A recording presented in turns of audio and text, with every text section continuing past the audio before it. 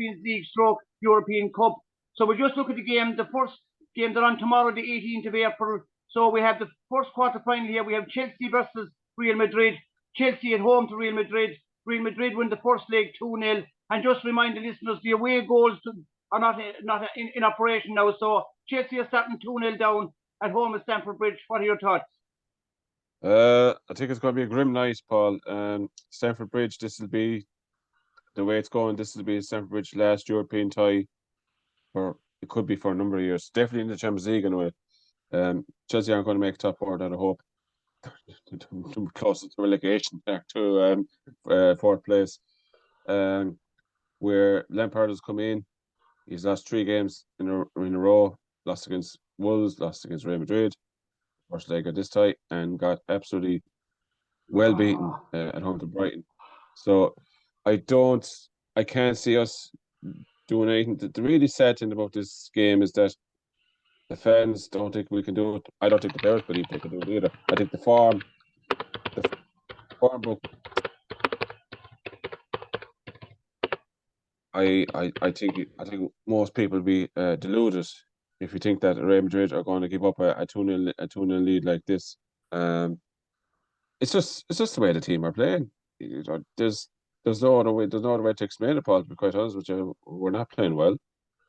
We can't score. We can't defend. Even the worst thing now with Lampard's gone in, we're not creating as many chances as we did with Potter. We're missing a handful of chances, but at least we were creating some chances. But now we don't seem to be creating anything. No goal scorer, no striker. It's a mess, Paul, to be quite honest with you. And I was at the first leg last year against Real Madrid. We lost 3-1. I would say if Real Madrid are up for it, they can win 3-1 again at least Tuesday night. Look, there might be some fight. If we get an early goal, you never know. But even if we do, I think Real Madrid could just pick us up. Benzema, Chelsea would love to have a striker like Benzema. We haven't had one of them since Drogba, and maybe Diego Costa's first and third year. His second year wasn't great, but no, I don't seem to be someone depressed here, Paul. But I can't see us doing anything. We can probably score, but Madrid will definitely score as well. Yes, so we're not going to be able to Madrid for that. You're picking Madrid to go through that one. You know, the second one there we have Napoli at home to AC Milan, the all-Italian derby. Milan won the first game 1-0. So, can Napoli turn around their home pitch? They have a great record there. I think they can, Paul. They've the league the best league one. I haven't actually checked the results of the Italian league over the week. Yeah, but they're way ahead anyway. They're way ahead, and they're going to be champions this week or next week, or if they are already officially. But they're starting to slip a little bit. I saw highlights of the first leg, and they created numerous chances, but just couldn't put the ball in the net. Normally all season they'd be all scoring those chances. They've hit a patch. Osimhen, the striker, is talked that he not be fit for this game. He wasn't fit for the first leg. They don't know exactly will he be able to make the second leg in tomorrow night. By chances, they might, if he's not fully fit, would it be a risk that if he did play, I know they might win, but could he be out there for the semi-final, both legs, and in the final if they were lucky enough to get there? So it's a judgment call they have to make. I still think they can get through, Paul. I'm not convinced by AC Milan at all. Now, having said that, AC Milan 1-0 up. They could do what they did to Tottenham, where they could sit back, defend the old Italian ways. You know yourself, Paul. Just defending the lead. They're probably the best assets in world football, the Italians and the old AC Milan sides of the past. I still think Napoli will get there. I think it might be 3-1. Yeah. I think Milan could score. I think if Napoli score, obviously AC Milan have to come out and play it in because the away goals doesn't count. So I think Napoli, maybe even extra time, Paul. I think we'll even go that far. Okay. But I give Napoli my vote 3-1. Now we go on into Wednesday night in the Olympic Stadium in Munich. Bayern Munich again, Man City. Bayern Munich are starting 3-0 down from the first leg. So are Man City in the driving seat there? Very much, Paul. I again like the Chelsea result. I can't see Munich turning this one around.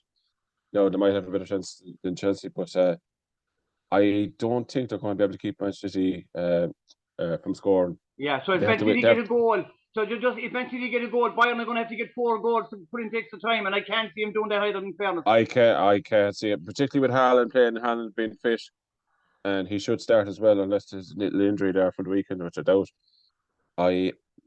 What's the trouble in the camp in Bayern Munich? Sadio Mane, there's talk he's been suspended from the club at the weekend. I presume he's going to be allowed to play for the Champions League because domestically I think Munich are suspended him for. But there was a punch up in the dressing room after the Man City game in no, that's Manchester. a good thing. I don't know why That's people always think this is a bad thing. I think this is a good thing. You go to any successful teams in sports, you across the world in different sports, you'll often have inside in the dress rooms, in the training pitch, you'll have burst-ups. That means players are getting wired up for it. So I don't know why this is just for PR, I think. I think that's actually a good sign.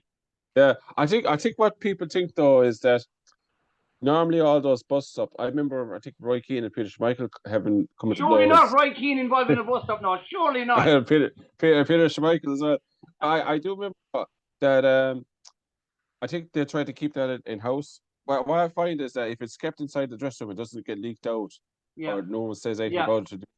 I find that it's much better that way, where they can release their books and they can put it in the story and tell all them when they're all retired and they're retired. Yeah, that's it. I think that's much easier, much better, because we're talking about it. Why the German, everyone's talking about it in German media, the fans to be worried and saying, "What's going on? Is there trouble in the camp?" They're not getting on, because I find if it does go further than an ordinary person between two guys, you might have people taking each other's sides, and it can create a bad atmosphere in the club. Yeah, Noel, sorry, Noel, cutting across you there, but Bayern Munich traditionally, as you know, there's a huge, big club in Germany, even though there's huge other clubs as well. But back even in the 70s, they were notorious for burst-ups with the players. It was well known. They always had, because they bring in these players, high-profile players with big personalities, big egos. So it's not new in Bayern Munich as a burst-up. That's only part of the course. I think I remember when Didi Hamann was on RT one night. They're not known as FC Hollywood for nothing. Yes, so, yes.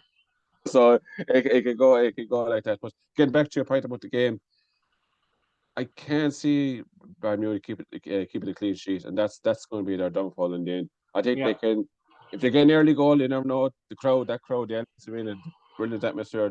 Their fans will hopefully hope to drive them home.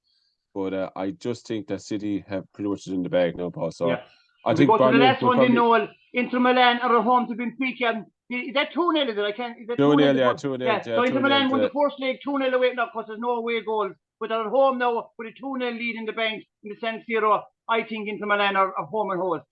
Yeah, I think so too, Paul. I can't see Benfica getting two goals without Inter Milan scoring. So I think Inter are safe enough. I think it's sad in a way that a lot of the ties are almost done and dusted. I think the Napoli AC Milan game is probably the best chance of a good contest. But I think if you give me my first semi-finalists, I think it'll be Real Madrid will come through against Chelsea.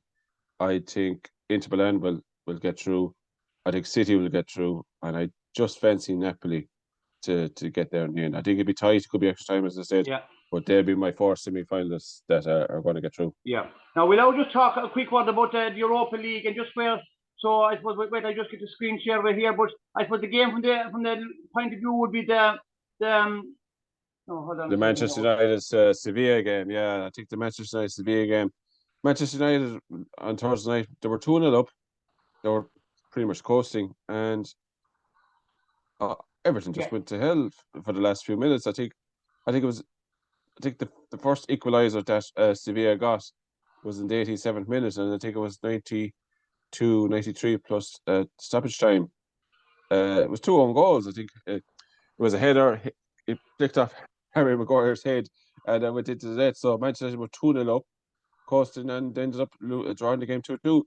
And they've got Bruno Fernandes now suspended, and they have an injury now to Martinez, the centre back. So he's not going to be able to play in the return leg either. So from Manchester United being cruising on the night, they're going to be up against it. But I still think, even though it's in Sevilla the second leg, I still think United might just have enough. I think. Yeah, no. I think just come back to them 2 goals.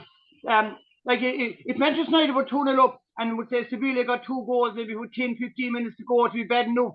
But to concede goals so late on and such Oh yeah. sloppy goals, that to me it has a kind of a psychological effect. You almost feel like you lost the game, and it's even worse than that, a real kick in the gut. So would that have Oh yeah.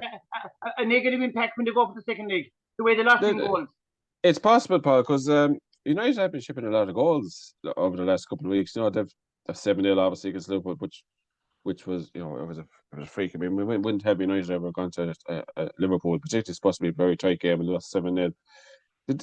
Ten Hag has improved that side. There's no doubt about it. Yeah. I mean, I think they're going to get top four, but yeah, in lots of games they have conceded a lot of goals, and it's something they need to shore up on. yeah. So you're going to call Manchester United to get through, even though they're away from home and it's 2-2. Yeah, I just think they might just do it. I think a 1-0 possibly. I think it'll be very, very tight. But as if we have a great record in this competition, but I just think United might just make it. 1-0. Yeah. Now we look at the Juventus game against Sporting Lisbon. Juventus won 1-0 at home, so they're going across to Portugal with a 1-0 lead. Now in the past, 1-0 for Juventus would have been home and hose, but I just don't know now. But we'll probably give them a slight advantage. But even though Sporting are very strong at home, in fairness to them. They are, and this is all Juventus' season. From looking at the table, I don't think they're going to get top four in Serie A. Obviously the 15 points deduction around they have in the season. They have to win this game to get Champions League football. They're not going to be able to get it through their league position. Manchester United at least have a backup in that they're in the top four in England. This is a huge third leg now for Juventus. They have to win it. And I think the winners actually play the winners of the Manchester United Sevilla game, so it's going to be a hard road for them. But I just think they might make it. Yeah. Now we go to the top game there. We have Feyenoord won 1-0 at home against Roma. I expected that to win. I thought Feyenoord might get a second goal, but they won 1-0 at home. They're going down to Rome, the Olympic Stadium in Rome. They're 1-0 down. I still give them a chance. In the Roma will probably be favourites, but I still give Feyenoord a chance there. Yeah, 1-0. I think if Mr. Mourinho, I think if they're not playing well, that he'll definitely take a 1-0. He'll definitely try and keep himself in the tie in the way like, and now that they're at home. I being at home, that big crowd with Roma, I just feel that with Tammy Abraham, I think they might just do it. It's 1-0. It's get an early goal, get that home support behind him. I think with Mourinho, tactically he's set up for this. Like Mourinho's always been a sort of cautious manager, but many people think he is. But when he has to go and win the game, there'll be no panic if it's 0-0 after 60 or 70 minutes. That won't phase him. Mourinho's a winner in this sort of cup football. He won't care what way if it's ugly football, but many people think he'll try and get that 1-0. He'll take extra time penalties. He won't care. But as long as he gets through, he won't care. And I think Roma will just about make it. Yeah. Now the last game, Leverkusen drew 1-1 at home to Union St-Gilloise. I apologise for my pronunciation there. Now I have to say I know nothing about this club Union St, but a 1-1 draw away in Germany, that was a great result. They're at home now, and you have to give them at least a 50-50 chance of getting through. Oh, totally. Like as you said, I apologize. I don't know much about the club either. I know a little bit about Leverkusen. I think Xabi Alonso is the manager there. He used to play for Liverpool. I would give them a Union St-Gilloise a great chance. I think if you want me to call the semi-finals, I think it'll be Roma, Juventus, United, and we're gonna back Union so Paul for the semi-finals. Yeah. I think and of course, if you go back to the UEFA Cup, which is the predecessor of this tournament, every so often a club will, a small, I don't know if it's a small club, that's the proper term or not, but a lesser known club, every so often would get to semi-final or final of it. So maybe this is continuing the tradition that these clubs maybe get their chance in the sun, get their day. If they get into the semi-final, they'll be playing Roma or Feyenoord. So you just don't know, maybe. So I would have to agree with you. I think Manchester United will win it, and that match. I think Juventus will win it. I think they'll get a goal in Portugal. Can Portugal get 2 goals, or Sporting get 2 goals in Portugal? I'm not sure. I have a funny feeling. I think Feyenoord will get through, and I'll back Union St-Gilloise as well. And if they get to the semi-final, we'll have to do a bit of research on them and maybe do a bit more on them. Okay, no, we'll finish up with that. Thank you very much.